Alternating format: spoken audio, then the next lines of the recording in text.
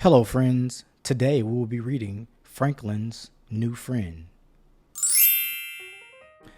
Franklin has always lived in the same house, in the same town. He had grown up with his friends, and each one had a special place in Franklin's life.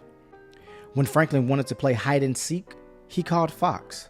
If Franklin needed a best friend, he called Bear. Franklin never thought about making friends until a new family moved in down the lane. Franklin was curious about the newcomers. He rubbed his eyes as the movers unloaded the furniture. The beds were made for giants, and the lamps were as tall as trees. When Franklin finally saw the family, he was speechless. He had heard about Moose. He had seen pictures of Moose, but he had never actually known one. They were huge. Even the smallest moose was big. Franklin was so scared that he raced home.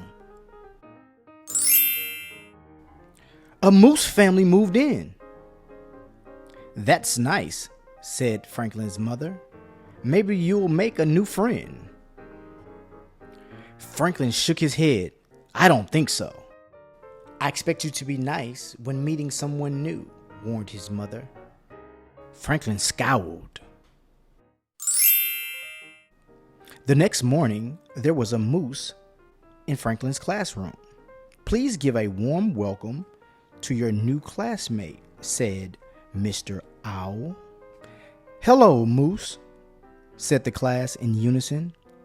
Moose mumbled, "Hello," and looked at his feet. "He doesn't look very friendly," whispered Beaver. Mr. Owl told the class that Moose had come from a different place far away. "Franklin," said Mr. Owl, "I'd like you to be a buddy for Moose." Franklin tried to smile, but he was scared. Moose was so big. Moose didn't say a word all morning. At recess, Franklin ran outside with his friends, leaving Moose behind. But Mr. Owl reminded Franklin that he was Moose's buddy. "Do you want to play?" asked Franklin. Moose shook his head back and forth. Franklin was relieved. During recess, Moose stood alone as Franklin and his friends played soccer. Fox kicked the ball too hard, and it flew into a tree. "Now we'll have to go get Mr. Owl," groaned Bear. "I've got it," cried Moose. He knocked the ball out of the tree and sent it flying to Franklin. "That was good," said Fox. "I guess," shrugged Franklin. Back in the classroom, Mr. Owl asked Franklin and Moose to make a poster for the bake sale. "I don't need any help," said Franklin.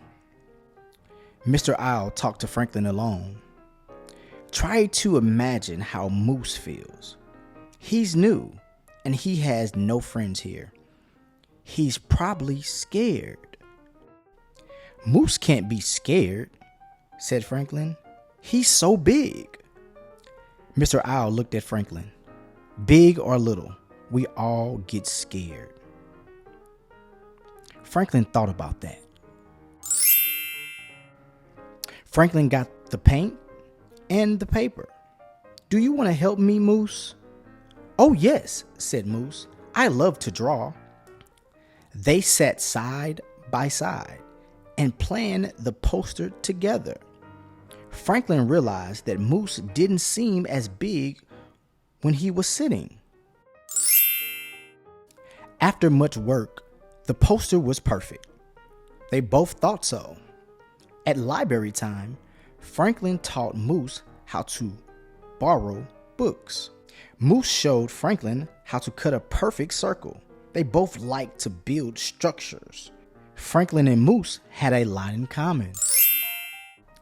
At lunch, Franklin made sure that Bear and his other friends got to know his new buddy. They liked Moose. Besides, he was a very good soccer player.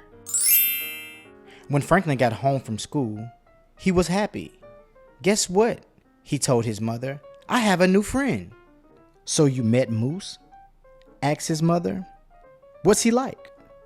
Moose is big, said Franklin, but he's not mean or scary. Good, said his mother. Would you like to take some of these cookies to him? Franklin went to Moose's house. They ate all the cookies together. I'm glad you were my buddy, said Moose. I was worried that nobody would play with me.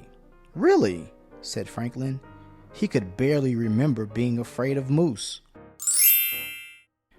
From then on, Franklin and Moose played together all the time. Now Franklin's new friend was a special friend. Friends, always remember that new friends may look different. They may be bigger, they may be smaller, but they can always be good friends. Just like Franklin and Moose, they became good friends. Be friends. And friends, always remember, reading is fundamental.